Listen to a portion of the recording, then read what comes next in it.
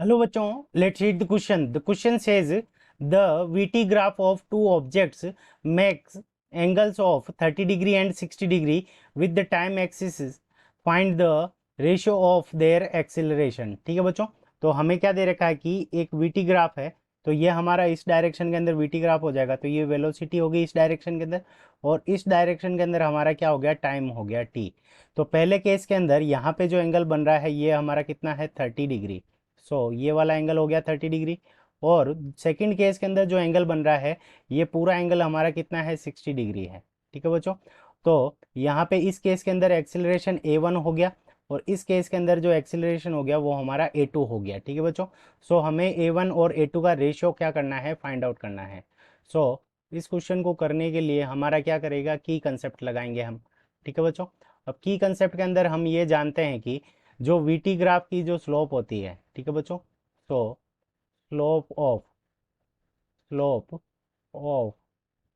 VT graph, slope of VT graph represent, ठीक है बच्चों, तो slope of VT graph represents acceleration.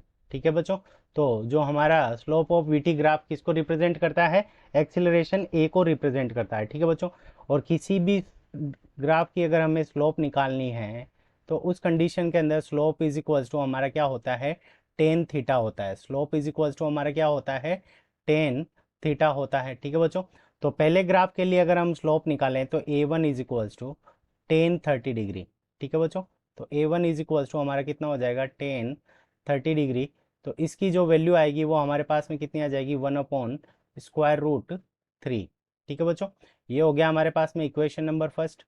अब इक्वेशन सेकंड के अंदर हम क्या करेंगे कि सेकंड ग्राफ की एक्सेलरेशन निकालेंगे। तो सेकंड ग्राफ के लिए हमारे पास में जो थीटा है वो कितना है, 60 डिग्री। सो टेन 60 डिग्री, तो टेन 60 डिग्री की जो वैल्यू होती है वो हमारी कितनी होती है, √3 होती है। और ये हो जाएगी हमारी इक्वेशन नंबर सेकंड। अब हमें क्या निकालना है, a1 डिवाइडेड बाई a2 निकालना है। सो यहाँ से आ जाएगा a1 divided by a2। So a1 की वैल्यू हमारे पास में कितनी है, 1/√3।